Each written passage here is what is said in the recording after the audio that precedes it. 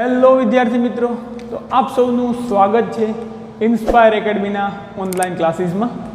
આગળના લેક્ચરમાં આપણે એવું શીખ્યા હતા કે કોઈ સમીકરણ પારિમાણિક દ્રષ્ટિએ સાચું છે કે ખોટું, અને જો એમાં પણ એ શીખ્યા હતા ખાસ કે જો પારિમાણિક દ્રષ્ટિએ ખોટું છે તો એ ખરેખર ખોટું જ છે, પરંતુ સમીકરણ પારિમાણિક દ્રષ્ટિએ સાચું છે તો એનો અર્થ એ નથી કે ખરેખર રીતે સાચું છે અથવા યથાર્થ છે. તે ખોટું પણ હોઈ શકે ખરેખર, પરંતુ પારિમાણિક દ્રષ્ટિએ ખોટું છે તે તો બિલકુલ એને નકારી કાઢવાનું છે, ખોટું જ છે.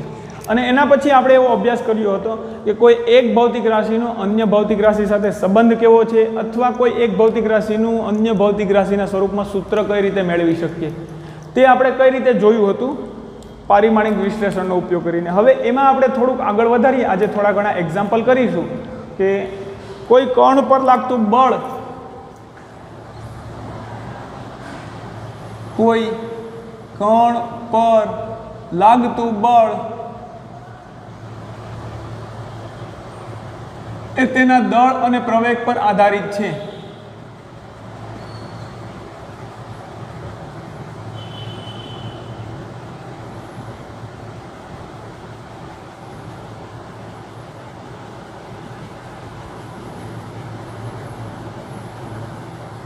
તો બળનું સૂત્ર મેળવો.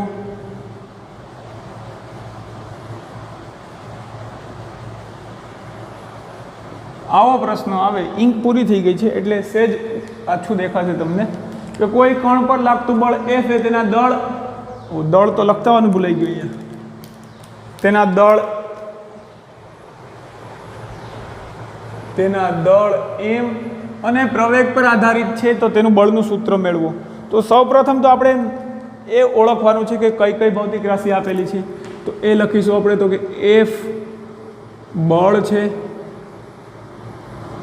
M દળ છે, અને એ શું છે તો કે પ્રવેગ છે.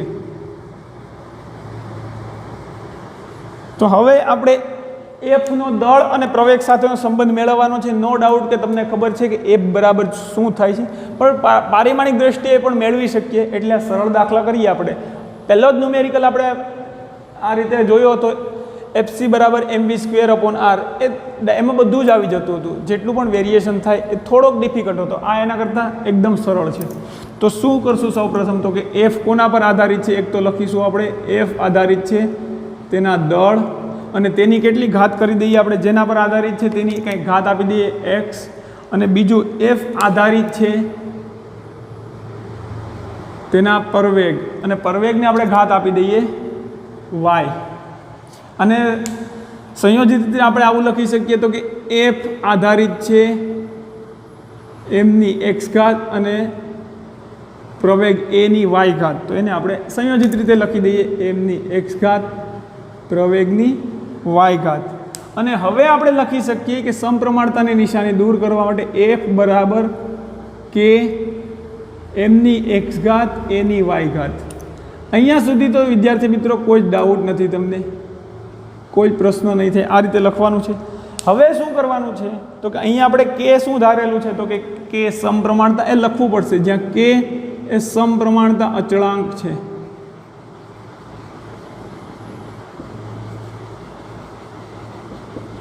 અને બીજું ખાસ પરિમાણ રહિત છે, કેના કોઈ જ પરિમાણ નથી. હવેની પ્રોસેસ તમને ખબર છે. નેક્સ્ટ સ્ટેપમાં શું કરવાનું છે કે જેટલી પણ ભૌતિક રાશિ છે k સિવાયની, કારણ કે k તો પરિમાણ રહિત છે, તો એ બધાના પારિમાણિક સૂત્રો મૂકી દેવાના. અહીંયા F નું પારિમાણિક સૂત્ર મૂકીશું ડાબી બાજુ, m1 l1 t-2. જમણી બાજુ આપણે k ના પારિમાણિક સૂત્ર m0 l0 t0 મૂકીએ તો પણ ચાલે, ન મૂકીએ તો પણ ચાલે. ચલો એક વખત લખી નાખીએ, m0 l0 t0. આનો કોઈ મિનિંગ રહેતો નથી લખવાથી. બીજું આવે છે દળ, તો કે દળનું પારિમાણિક સૂત્ર m1 થશે. તેની કેટલી ઘાત છે તો કે x. એના પછીનું છે પ્રવેગ. પ્રવેગનું પારિમાણિક સૂત્ર છે l1 t-2. તેની કેટલી ઘાત છે તો કે y. હવે ખાસ વસ્તુ સમજવાની થઈ, સાદુરૂપ આપવાનું છે. હવે આપણે બ્લેક પેનથી સાદુરૂપ આપી દઈએ કે ડાબી બાજુ છે m1 l1 t-2 as it is મૂકી દઈએ.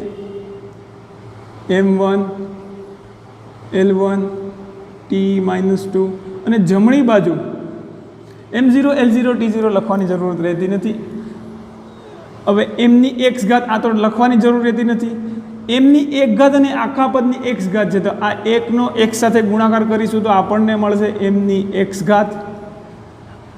હવે અહીંયા મળે છે આ તો પૂરું થઈ ગયું. બીજું આપણી પાસે છે lની એક ઘાત. હવે આખા કૌંસની y ઘાત છે તો એકનો y સાથે ગુણાકાર થશે એટલે lની y ઘાત. અને બીજું tની -2 ઘાત છે તેનો પણ y આખા કૌંસની y છે તો આ y ઘાત છે આને પણ ગુણાશે આને પણ ઘાત મળશે આને પણ મળશે. અહીંયા ગુણાકારમાં છે તો tની -2 અને એને આખાની y ઘાત કરીશું તો -2y આવું આપણને મળશે. હવે આને આપણે MLT સ્વરૂપમાં દર્શાવી દઈએ તો આખા એક કૌંસમાં તો ડાબી બાજુ તો એઝ ઇટ ઇઝ રહેશે m1 l1 t-2 અને જમણી બાજુ આપણને મળશે mની x ઘાત lની y ઘાત અને zની -2y ઘાત સોરી tની -2y ઘાત z નહીં z મારાથી ભૂલથી બોલાઈ ગયું ઘાત મોટી થઈ ગઈ આધાર કરતાં lની y ઘાત અને tની -2y ઘાત. હવે મેં તમને કીધું આપણે ઘાતાંક સરખાવીશું તો શું મળશે તો કે સૌપ્રથમ પહેલી ઘાતાંક સરખાવીએ mની તો કે mની ઘાતાંક સરખાવતા m પણ લખી શકીએ આપણે mની ઘાતાંક સરખાવતા આપણને શું મળશે તો કે mની એક ઘાત બરાબર છે mની x ઘાત તો આપણે લખી શકીએ x બરાબર 1. સૌપ્રથમ એક વસ્તુ મળી ગઈ x બરાબર 1. બીજું આપણને મળે છે lની ઘાતાંક સરખાવતા lની ઘાતાંક સરખાવતા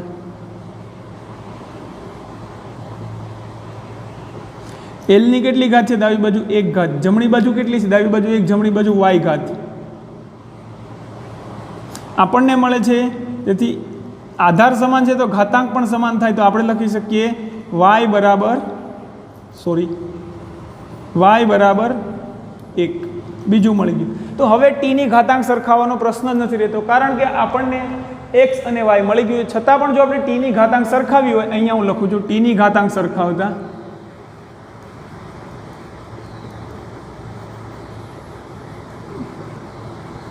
તો કોઈ તકલીફ નહીં પડે કારણ કે જવાબ એક જ આવશે. આપણે અહીંયા કેટલી મળે tની -2 ઘાત છે અને જમણી બાજુ છે tની -2y ઘાત આપણને મળશે -2 બરાબર -2y. આના પરથી -2 આની ડાબી બાજુ જશે તો -2 ના છેદમાં -2 એટલે 1 થઈ જશે 1 બરાબર y. એનો મતલબ કે y બરાબર 1. તો હવે આને અગાઉના લેક્ચરમાં જે ભૂલ પડે આને એક સમીકરણ 1 નંબર ખાસ આપી દેવું. હું ભૂલ કરું છું તમે નહીં કરતા નહીંતર પરીક્ષામાં તકલીફ પડશે પાછી. હું જે ભૂલ કરું ત્યાંથી તમે શીખી જાઓ. આપણે બીજાની દુનિયામાં ઘણા બધા માણસો હોય કે ભૂલ કરતા નથી એક પ્રકારના. બીજા પ્રકારના એવા માણસો છે કે બીજાની ભૂલમાંથી શીખે છે. ત્રીજા પ્રકારના એવા માણસો છે કે પોતાની ભૂલ કરે છે અને શીખે છે. અને ચોથા પ્રકારના એવા માણસો છે કે પોતે ભૂલ કરે છે છતાં પણ શીખતા નથી. તો આપણે સ્વાભાવિક છે બીજા પ્રકારમાં હોવું જોઈએ. બીજાની ભૂલમાંથી પણ શીખવું અને આપણી ભૂલમાંથી પણ શીખવું.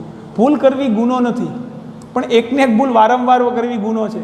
હવે તમે કોઈ એવું નહીં કહેતા ઊંચું વાત કરીને કે સાહેબ તમે ભૂલ કરી એકને એક ભૂલ આગળના લેક્ચરમાં કરી તે અહીંયા કરી તમે નહીં કરતા હે ભૂલ. મહત્વની વસ્તુ એ છે બંને રીતે આપણે વાયની કિંમત મળે છે આ અહીંયાથી પણ મળી અથવા આની સાથે સરખાવીએ તો હવે આ સમીકરણમાં આપણે XYZની કિંમતો સમીકરણ 1માં મૂકી દઈએ તો કે XZ નથી XYની કિંમત સમીકરણ 1માં મૂકતા આપણને શું મળશે સમીકરણ 1માં f બરાબર કે mની એક ઘાત એની પણ એક ઘાત. હવે એક ઘાત લખવાનો સવાલ નથી રહેતો એટલે આપણે લખી શકીએ f બરાબર કે ma. પરંતુ અહીંયા વિદ્યાર્થી મિત્રો પ્રાયોગિક રીતે k ની કિંમત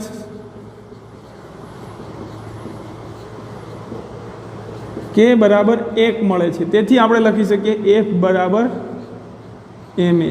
સાહેબ આ તો ધોરણ 9 થી અમે શીખી ગયા છીએ પરંતુ મને ખબર છે તમે શીખી ગયા છો. પારિમાણિક વિશ્લેષણનો ઉપયોગ કરીને આપણે કઈ રીતે મેળવી શકીએ તેનો અભ્યાસ કરવાનો હતો એટલા માટે આ લાંબી પ્રક્રિયા કરી. નહીં તો તમને ખબર જ હતી f બરાબર ma. ધોરણ 9 થી આવડતું હતું આ વસ્તુ. કાંઈ વાંધો નહીં ચાલે રાખી.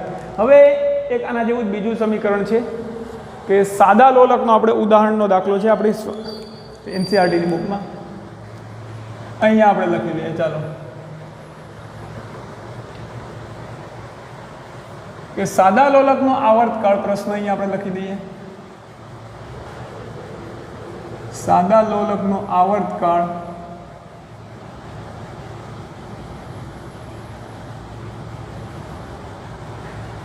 આવર્તકાળને આપણે કહીશું ટી, એટલે કે સમયગાળો. સાદા લોલકનો આવર્તકાળ એ ગોળાના દળ, લોલક લખીએ તો કે લોલકના દળ, એમ દોરીની લંબાઈ L,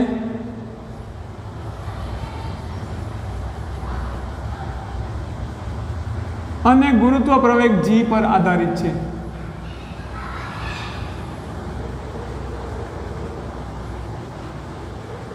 ગુરુત્વ પ્રવેગ G પર આધારિત છે.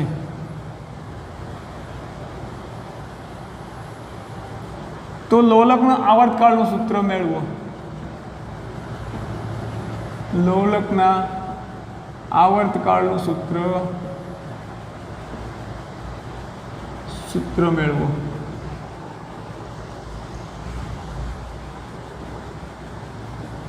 અથવા લોલકના આવર્તકાળનું L M G સાથે સંબંધ મેળવો. આમાં પણ આપણે મેં તમને અગાઉ કીધું એમ કઈ રીતે કરીશું, તો કે સૌપ્રથમ ભૌતિક રાશિ ઓળખી લઈશું. અહીંયા આપણે વિભાગ પાડી દઈએ કે અહીંયાથી આપણે લોલકની બધી ગણતરી અહીંયાથી કરીશું. થોડું ઘણું જગ્યા મળશે તો અહીંયાથી થોડુંક આ બાજુ આવીશું, પછી આમ આગળ જશું. કારણ કે સંપૂર્ણ ઉપયોગ કરવાનો છે બોર્ડનો, બીજી વાર મારે ભૂસવું ન પડે એક લેક્ચરમાં, એવો પ્રયત્ન હોય છે મારો. તો સૌપ્રથમ આપણે ઓળખી લઈશું ટી શું છે, તો કે આવર્તકાળ. મેં તમને આવર્તકાળ વિશે માહિતી આપી દીધી, એક સમયગાળો છે. બીજું આપેલું છે આપણને કે દળ M, તો કે M એ ગોળાનું દળ છે. ત્રીજું આપણને લંબાઈ L, તો કે દોરીની લંબાઈ, એટલે આપણે લંબાઈ છે. અને G શું છે, તો કે એ તો તમે જાણો છો, ગુરુત્વ પ્રવેગ છે ધોરણ 9 થી. હવે આ L કોના પર આધારિત છે, તો કે ટી કોના પર આધારિત છે, તો કે દળ M, લંબાઈ L અને ગુરુત્વ પ્રવેગ પર. તો એને સેપરેટલી આપણે ઘાતાંક સાથે આપી દઈએ તો કે ટી સમપ્રમાણમાં છે. સૌપ્રથમ સ્ટેપ આવું લખીએ, ટી સમપ્રમાણમાં છે M, તેની કંઈક ઘાત આપી દઈએ. કેટલી ઘાત આપીશું, તો કે x ઘાત. બીજું શું લખી શકીએ, તો કે ટી સમપ્રમાણમાં છે L, તેની y ઘાત. અને ત્રીજું આપણે લખીશું તો કે ટી સમપ્રમાણમાં છે M પર આધારિત છે, L પણ અને G પર. તો તેની ઘાત આપણે આપી દઈશું G ની z ઘાતાંક. હવે આને સંયોજિત રીતે આપણે લખી શકીએ, તો કે સંયોજિત રીતે કેમ લખી શકીએ, ટી સમપ્રમાણમાં છે M, L, G. હવે દરેકની ઘાતાંક લખી દઈએ, M ની x ઘાત, L ની y ઘાત, G ની z ઘાત. હવે તો બહુ સાદી વસ્તુ છે, તમે જાણો છો કે હવે આને આપણે શું કરીશું, સમપ્રમાણતા અચળાંકવાળું પદ કે ટી બરાબર આપણે લખી શકીએ કે M, L, G. ઘાતાંક આપી દઈએ તો કે ટી બરાબર આવું મળશે, જ્યાં કે શું છે, સમપ્રમાણતા અચળાંક છે. M ની x ઘાત, L ની y ઘાત, G ની z ઘાત, x, y, z. આશા રાખું છું તમને દેખાતું હશે. હવે અહીંયા આપણે પાછું એ જ વિધાન કે જ્યાં કે સમપ્રમાણતા અચળાંક છે,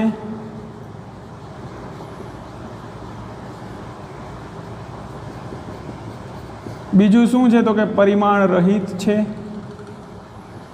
આ નખરા તો કરવાના જ રહેશે. હવે શું કરવાનું છે, તો કે આ બધા જ જેટલી પણ ભૌતિક રાશિઓ છે તેના પરિમાણિક સૂત્ર લખી દેવાના. ટી તો કે આવર્તકાળ, એ સમયમાં હોય, આવર્તકાળનો એકમ હોય સેકન્ડ, એ સમય દર્શાવે. તો ટીનું પારિમાણિક સૂત્ર આપણે અહીંયા શું મળશે, M0 L0 ટીની એક ઘાત. એના બરાબર કેનું પારિમાણિક સૂત્ર લખવાની જરૂર રહેતી નથી, એ પરિમાણ રહિત છે. M તો કે દળનું પારિમાણિક સૂત્ર M ની એક ઘાત, અને તે કૌંસની ઉપર x ઘાત.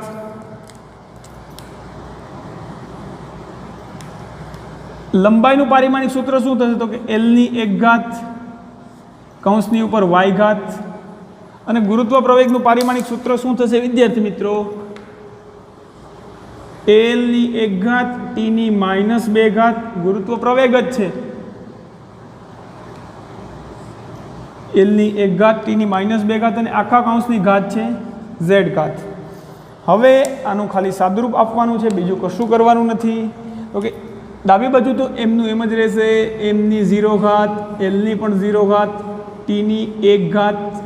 જમણી બાજુ આપણને મળશે એમની 1 સાથે x ઘાત, તો કે એમની x ઘાત, એલની 1 સાથે y ઘાત, તો ઘાતની ઘાતનો ગુણાકાર તો એલની y ઘાત મળશે.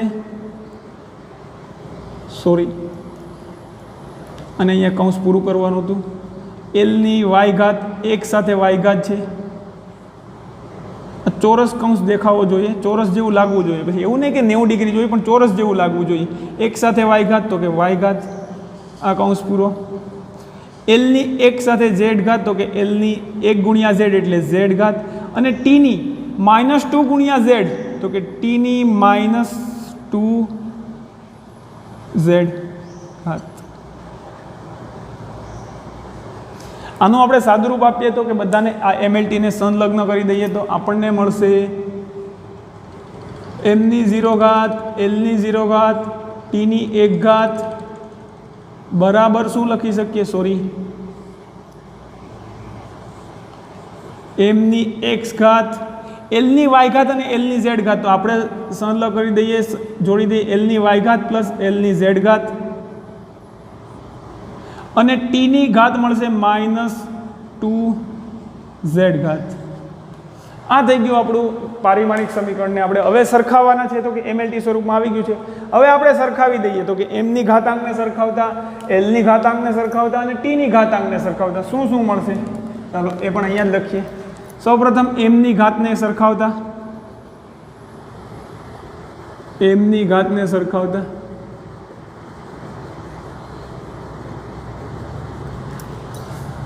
એમની ઘાતને સરખાવતા આપણને જોવા મળશે વિદ્યાર્થી મિત્રો કે એમની 0 ઘાત છે ડાબી બાજુના સમીકરણમાં અને જમણી બાજુના સમીકરણમાં છે એમની x ઘાત.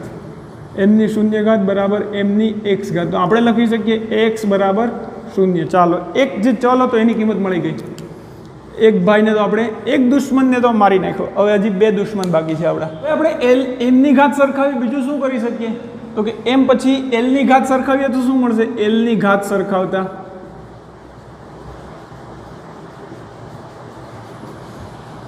એલની કેટલી ઘાત છે ડાબી બાજુ? 0 ઘાત. આપણે અહીંયા લખીશું એલની 0 ઘાત બરાબર જમણી બાજુ કેટલી છે? એલની y પ્લસ z ઘાત. એલની y પ્લસ z ઘાત આપણે લખી શકીએ 0 બરાબર y પ્લસ z. અને હવે ટીની ઘાત સરખાવીએ તો કે ટીની ઘાત સરખાવતા આપણને મળશે ટીની ડાબી બાજુ ઘાત કેટલી છે? તો કે 1 ઘાત. જમણી બાજુ ટીની ઘાત કેટલી છે? -2z ઘાત. તો હવે આપણને લખી શકીએ 1 બરાબર -2z. તો z ને એકલો કરીશું તો -2 બરાબરની આ બાજુ જશે, 1ના છેદમાં આવશે. 1ના છેદમાં -2 એટલે કે આને આપણે આમ લખી શકીએ -1ના છેદમાં 2 બરાબર z. હાલો, બીજા વાયની કિંમત પણ મળી ગઈ. આને પણ આપણે આંટી લીધો. હવે આપણે વાયને આંટવાનો છે. તો વાયને આંટવા માટે આ સમીકરણ પરથી આપણે ઝેડની કિંમત આમાં મૂકી દઈએ તો વાય પણ અંટાઈ જાય. તો આપણને મળશે 0 બરાબર વાય પ્લસ ઝેડની જગ્યાએ -1/3. હવે આનું સાદુરૂપ તો બહુ આપણે વર્ષોથી આપતા આવીએ છીએ. 0 બરાબર વાય પ્લસ માઇનસ -1/3. વાયને એકલો કરવો છે, જેની કિંમત જોતી હોય એનો મતલબ કે જો આપણે કોઈને મારવો હોય, કોઈની તાકાત કેટલી છે ચેક કરવી હોય તો એને એકલો બાંધતો હોય આપણી સાથે તો ખબર પડે કે એની તાકાત કેટલી છે, મતલબ કે એની કિંમત કેટલી છે. એવી રીતે આપણે વાયને મારવો છે, વાયની કિંમત જાણવી છે તો એને એકલો કરવો પડે. એકલો કરવો મતલબ કે વાયને અહીંયા રાખી દઈએ તો -2 ને પહેલી બાજુ જવા દેવું પડશે બરાબરની. તો માઇનસ છે આ બાજુ, બરાબરની પહેલી બાજુ એટલે ધન થઈ જશે. તો કે 0 + 1/3 બરાબર વાય. આપણે લખી શકીએ તેથી 1/3 બરાબર વાય. ચાલો, વાયની કિંમત પણ મળી ગઈ. ફરીથી એકને એક મિસ્ટેક જે કરતા આવીએ છીએ તે સમીકરણ 1 આને નામ આપતા ફરીથી ભૂલાઈ ગયું મને. સમીકરણ 1 માં XYZ ની કિંમત મૂકીએ તો સમીકરણ 1 માં XYZ ની કિંમત મૂકતા આપણને શું મળશે તો કે t ની કે m ની x ઘાત, x ની કેટલી ઘાત છે, x ની કિંમત 0 તો કે m ની 0 ઘાત. ખાસ વસ્તુ યાદ રાખવાની. l ની કેટલી ઘાત, l ની y ઘાત છે, y એટલે 1/3. થોડુંક વ્યવસ્થિત લખવું પડશે. અને ml ગુરુત્વ પ્રવેગ g એની સાથે તો કે z ની કેટલી કિંમત છે -1/3. હવે અહીંયા આપણને મળ્યું છે કે m ની કિંમત 0 છે, કોઈની પણ 0 ઘાત એટલે 1 થઈ જાય, તો આપણે લખીશું t બરાબર કે l ની 1/3 ઘાત અને આ -1/3 છે, હું એને છેદમાં લઈ જાઉં તો g ની ધન 1/3 ઘાત થઈ જાય. હવે કોઈની પણ 1/3 ઘાત એટલે આપણે લખી શકીએ એનું વર્ગમૂળ. તમને યાદ હોય તો આપણે આવું ક્યાંક સાદુરૂપ આપતા હતા, જો તમને યાદ હોય તો, કે જો એક્સની આપણે અહીંયા વિભાગ પાડી દઈએ થોડોક, અહીંયા લખીએ એક્સની 2 ઘાત હોય તો આપણે લખી શકીએ એક્સનું વર્ગમૂળમાં x હોય તો આને આપણે આમ લખી શકીએ એક્સની 1/3 ઘાત. એનો મતલબ કે જો વર્ગમૂળ હોય તો 1/3 લખી શકીએ, તો 1/3 હોય તો વર્ગમૂળ લખી શકીએ. તો અહીંયા શું છે, l ની પણ 1/3 ઘાત છે, g ની પણ 1/3 ઘાત છે. આ તો સમજૂતી માટે હતું, એને આપણે હટાવી દઈએ. સમજૂતી તમારી પાસે મળી ગઈ છે. તો અહીંયા આપણે શું લખી શકીએ આના માટે તો કે t બરાબર કે વર્ગમૂળમાં l, અહીંયા વર્ગમૂળમાં g. પણ આ બંનેને સાથે સાંકળી અને પ્રાયોગિક રીતે આપણને k ની કિંમત મળે છે વિદ્યાર્થી મિત્રો 2π જેટલી. પ્રાયોગિક રીતે લખી દેવાનું, પ્રાયોગિક રીતે. તો આપણે લખી શકીએ t બરાબર 2π. આ બંને વર્ગમૂળમાં છે તો આપણે કમ્બાઈન વર્ગમૂળ લખી દઈએ l/g. આ કિંમત મળી ગઈ આપણને સાદા લોલકના આવર્તકાળની, અને એને આપણે ફરીથી બ્લેક અક્ષરે લખી દઈએ કે સાદા લોલકના આવર્તકાળનું સૂત્ર આપણને મળે t બરાબર 2π અને વર્ગમૂળમાં l ને વર્ગમૂળમાં g છે તેને એક સામૂહિક રીતે વર્ગમૂળ આપી દઈએ, વર્ગમૂળમાં l/g. તો આ થઈ ગયું સાદા લોલકના આવર્તકાળનું સૂત્ર, અથવા સાદા લોલકનો આવર્તકાળ l અને g પર આધારિત છે. શરૂઆતમાં કીધું હતું કે દળ પર આધારિત છે, પરંતુ પારિમાણિક દ્રષ્ટિએ આપણે ચેક કર્યું તો જોવા મળ્યું કે એમાં દળ પર આધારિત નથી, કારણ કે દળની તો 0 ઘાત મળે છે. દળની ઘાત જે છે એ 0 મળે છે, એમની 0 ઘાત મતલબ 1 નો કોઈ સાથે ગુણાકાર કરીએ તો જવાબ તો એનો એ રહે. તો અહીંયા આપણને સાદા લોલકનું આવર્તકાળનું સૂત્ર આ રીતે મળે છે. હવે વિદ્યાર્થી મિત્રો આપણે એક વિધાન જોઈએ. આગળ પારિમાણિક સૂત્રોને સંબંધ મેળવવાનો છે ભૌતિક રાશિનો. તેમાં જ કે જો કોઈ કણનો, કોઈ પદાર્થનો વેગ v હોય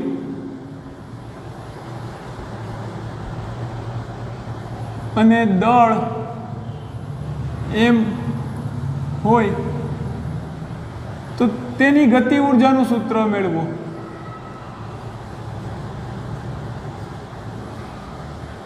ગતિ ઊર્જાનું સૂત્ર મેળવો. તો આપણે આ પારિમાણિક વિશ્લેષણની મદદથી મેળવવાનું છે. સૌપ્રથમ તમને મેં કીધું એમ ભૌતિક રાશિ પહેલાં તો ઓળખીશું. તો કે ગતિ ઊર્જા આપણે કહીએ E અથવા E કે કહીએ, એને કાઇનેટિક એનર્જી, પણ આપણે અહીંયા ગતિ ઊર્જાને E કે વડે દર્શાવીશું. સૌપ્રથમ આપણે E લઈશું, ગતિ ઊર્જા. બીજું છે તો કે વેગ, અને ત્રીજું છે આપણું દળ. હવે ગતિ ઊર્જાનું સૂત્ર મેળવવું છે તો આપણે સૌપ્રથમ શું ધારીશું તો કે ગતિ ઊર્જા વેગ પર આધારિત છે. બીજું ગતિ ઊર્જા કેના પર આધારિત છે? દળ પર. કઈ રીતે લખતા હતા એને તો કે સમપ્રમાણતાની નિશાની કરતા હતા. ગતિ ઊર્જા આધારિત છે વેગ, ગતિ ઊર્જા આધારિત છે દળ. પણ આને કંઈક ઘાતાંક આપતા હતા તો કે વેગને આપણે x ઘાતાંક આપી દઈએ, દળને y ઘાતાંક. તમે કોઈને પણ કાંઈ ઘાતાંક આપો ચાલે. દળ પહેલાં લખો તો પણ ચાલે, વેગ પહેલાં લખો તો પણ ચાલે. હવે આને સંયોજિત રીતે આપણે કઈ રીતે લખતા હતા તો કે ગતિ ઊર્જા સમપ્રમાણમાં છે વેગની x ઘાત અને દળની y ઘાત. એને થોડોક મોટા અક્ષરે લખીએ, વેગની x ઘાત, દળની y ઘાત, અને ઘાત લખી દઈએ. एक्स वाय। હવે સમપ્રમાણતાની નિશાની દૂર કરવા માટે એક ને એક પ્રોસેસ કરવાની છે, સરળ છે। તો કે આપણે અચળાંક મૂકી દઈશું e બરાબર કે વેગની x ઘાત દળની y ઘાત x y, કે જ્યાં હવે રેડ પેનની જરૂર નહીં પડે, હજી પડશે। કે શું છે તો કે સમપ્રમાણતા અચળાંક છે, ફરજિયાત લખવું, અને પરિમાણ રહિત છે, મહત્વની વસ્તુ।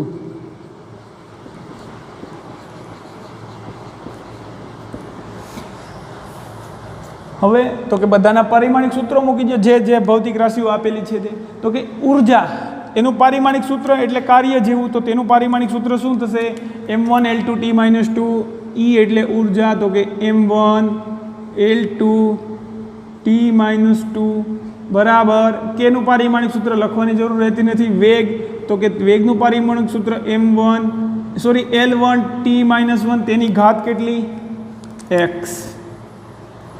બાજુમાં છે દળ, તેનું પારિમાણિક સૂત્ર તો કે માત્ર m1, તેની ઘાત કેટલી? તો કે y।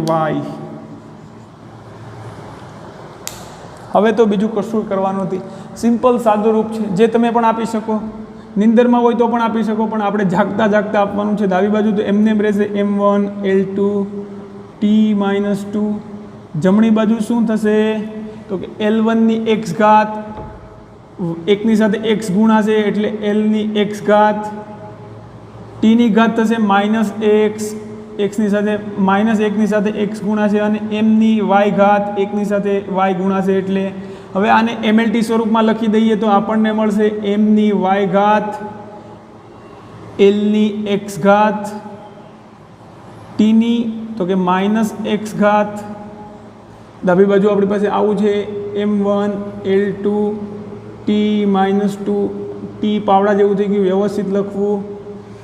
હવે મેં જે અગાઉ ભૂલ કરતા આવીએ છીએ તેમ સમીકરણ નંબર આપતા ભૂલાઈ જાય છે, સમીકરણ 1। હવે આમાં ઘાતાંક સરખાવવાની છે, MLTની ઘાતાંક સરખાવીએ તો સૌપ્રથમ શું કરશું? mની ઘાત સરખાવતા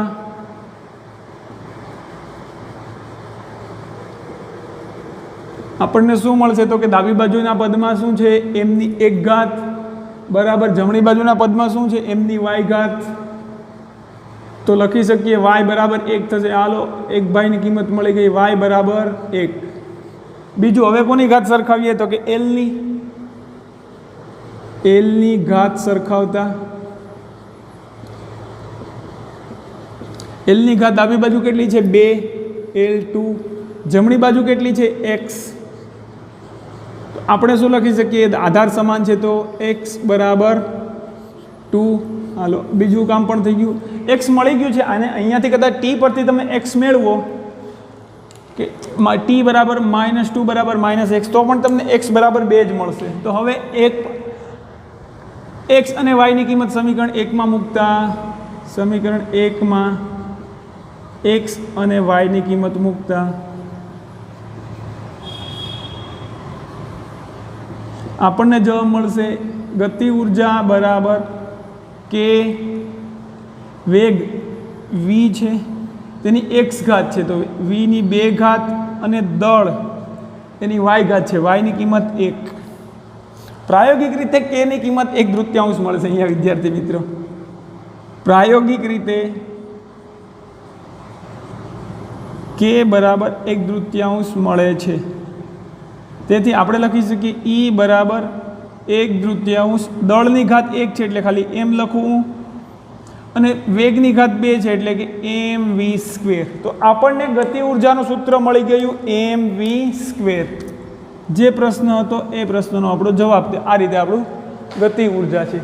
તો અહીંયા વિદ્યાર્થી મિત્રો આપણે થોડું ઘણું હવે હોમવર્કમાં તમને આપી શકીએ, ઘણા બધા દાખલા આપી શકીએ હોમવર્કમાં, તે આપણે દાખલા લખતા જઈએ। કે સૌ પ્રથમ તો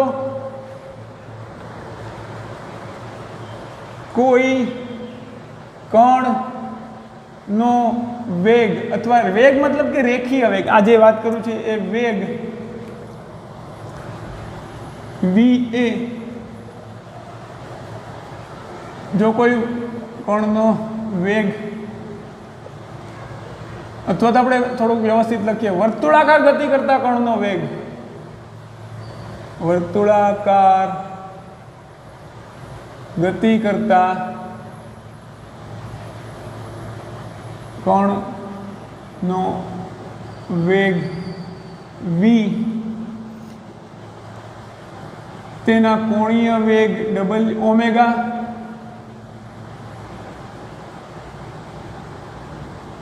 અને માર્ગની ત્રિજ્યા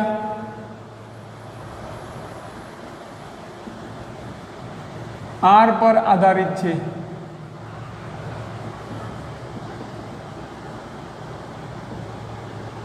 તો v નું સૂત્ર તારવો.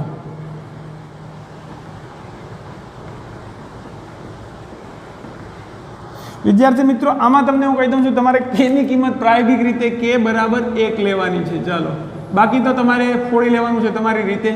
k ની કિંમત લેવાની છે 1 અને ઓમેગા એ કોણીય વેગ છે. તમને ચાલો ભૌતિક રાશિ પણ ઓળખાવી દઈએ. અહીંયાથી જે કંઈ પણ પ્રશ્ન લખી એ બધા હોમવર્કમાં જ છે. પેલું છે હોમવર્ક, પહેલો પ્રશ્ન. અહીંયા આપણને v તો કે વેગ છે, તેનું એકમ હોય મીટર પ્રતિ સેકન્ડ. માર્ગની ત્રિજ્યા r ત્રિજ્યા છે, તેનું એકમ થશે મીટર અને ઓમેગા કોણીય વેગ છે, તેનો એકમ થશે રેડિયન પ્રતિ સેકન્ડ. જો તમને યાદ હોય તો રેડિયનનું પારિમાણિક સૂત્ર 0 થાય, સેકન્ડનો એટલે આનું પારિમાણિક સૂત્ર m0 L0 t -1 થશે. બીજો પ્રશ્ન આપણે લખી દઈએ કે કોઈ બીજો પ્રશ્ન કરી યસ.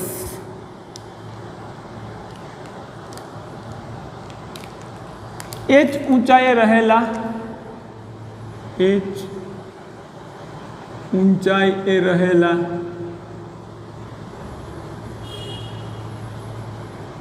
m દળના પદાર્થની સ્થિતિ ઊર્જા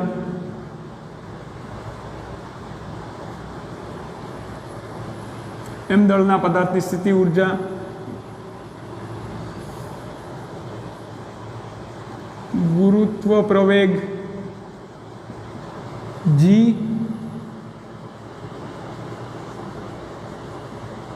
ઊંચાઈ h અને દળ m પર આધારિત છે.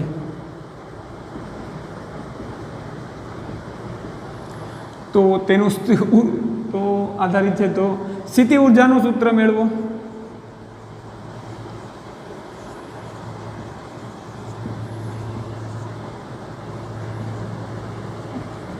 આમાં પણ તમારે k બરાબર પ્રાયોગિક રીતે 1 લેવાનું છે.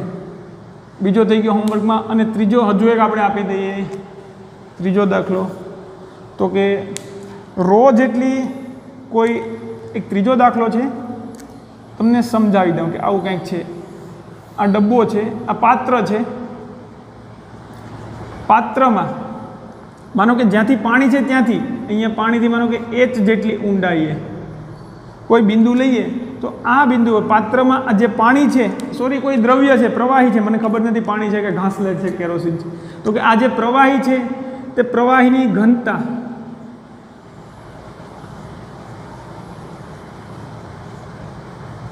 રો છે. તો h ઊંડાઈએ દબાણ એ પ્રવાહીની ઘનતા રો છે. h ઊંડાઈએ માનો કે h જેટલી ઊંડાઈ અહીંયા કોઈ બિંદુ લઈએ તો અહીંયા કેટલું દબાણ અનુભવાય છે? તો કે h ઊંડાઈએ અનુભવાતું દબાણ એ ઊંડાઈ ગુરુત્વ પ્રવેગ અને દ્રવ્યની ઘનતા પર આધારિત છે અથવા પ્રવાહીની ઘનતા પર આધારિત છે.